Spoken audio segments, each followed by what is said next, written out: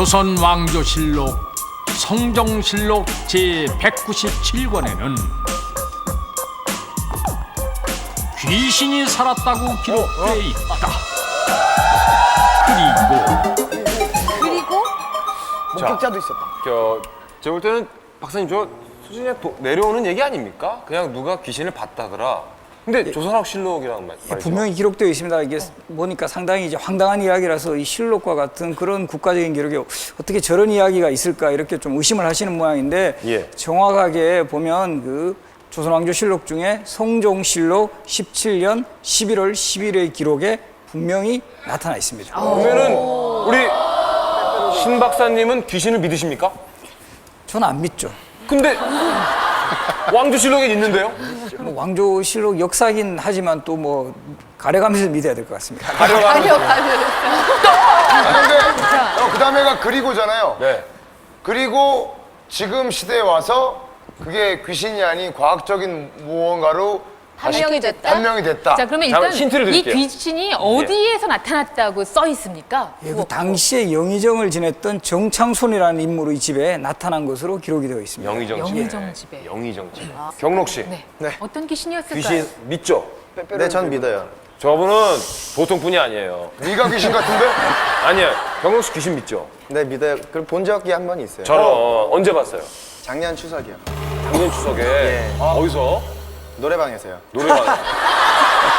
아니 어떻게 하다가? 무서워. 취객 말고 귀신. 어떻게 하다가? 그러니까 뒤쪽으로는 창이 있는 그런 노래방에 제가 앞에 문 옆에 이렇게 노래방을 TV를 보며 노래를 하고 있었는데 같이 있던 형이 화장실을 나갔어요. 그래서 서서 노래를 하다가 뭔가 이상한 느낌의 뒤를 봤는데 그 모서리 코너 쪽에 어떤 교복 입은 남자아이가 웃으면서 쳐다보고 있어요. 야, 쟤 진짜 무섭다. 난 웃기려고 한 건데 원래 그런 그 귀신들이 모서리에 있대요. 무서운 스펀지 조선왕조실록. 귀신이 살았다는 기록을 확인하기 위해 조선왕조실록이 있는 규장각을 찾았습니다. 조선왕조실록은 국보 제151호로 유네스코 세계기록유산에도 등재되어 있으며 태조에서 철종까지 472년간의 조선 역사를 생생하게 기록한 역사서입니다. 그런데 이러한 조선왕조실록에 귀신의 얘기가 기록되어 있다는 사실 알고 계셨습니까? 아니요.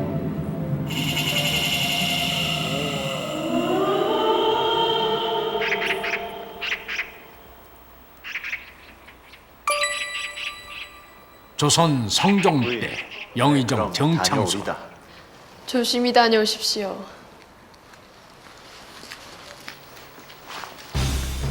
그의 집에는 귀신이 산다는 소문이 파다했는데 집이에요? 물건이 막 날아다니고 그런데. 전하, 성안에 요괴들이 많다 하옵니다. 영의정 정창손의 집에는 귀신들이 나와 집안의 물건들을 제멋대로 옮겨댄다 하옵니다. 뭐라? 이게 무슨 말인가? 전하, 실은 그것이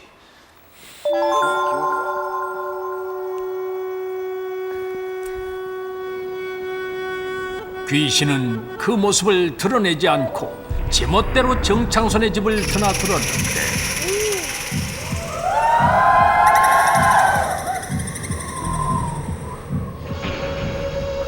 옛날에 전설의 고향 북구로 매달려서 왔는데. 사또 모르시는군요.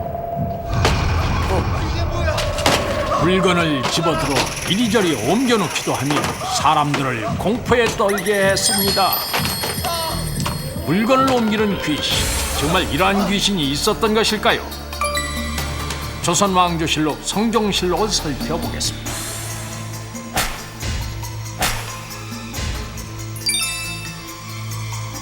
예조 판서 유지가 이르기를 성안에 요귀가 많습니다.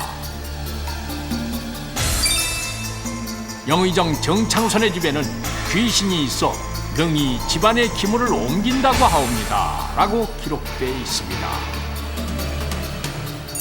귀신을 봤다는 기록은 또 있습니다. 조선 성종 때 호조좌랑 이두, 그의 집에는 더욱 기이한 일들이 일어났는데 굴비가 뜨나?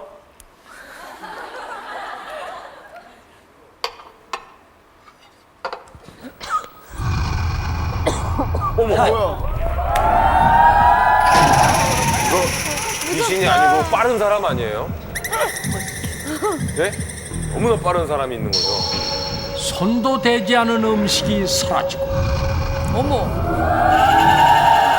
누가 식사를 같이 하고 있나요? 식신이 창에 붙인 종이가 이유 없이 찢어지기도 했으며 옛날엔 많았을 것 같아.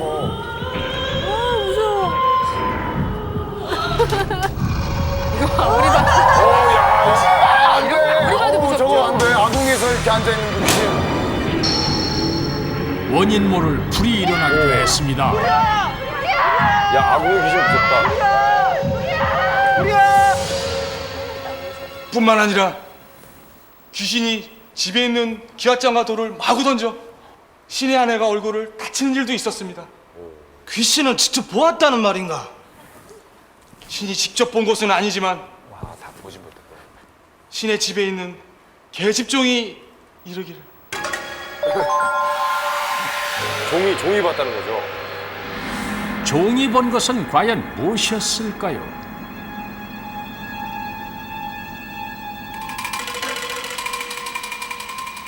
안 돼, 안 돼. 돌아보지 마. 보면 없어. 박미선 씨 보셔야 됩니다. 박미선 씨 보셔야죠. 자, 지금이야.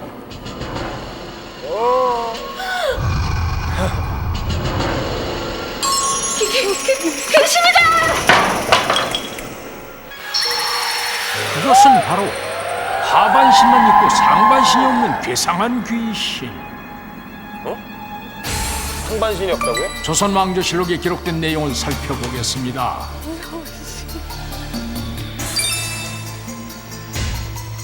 신의 집에 9월부터 요귀가 있어서 자취를 감추기도 하고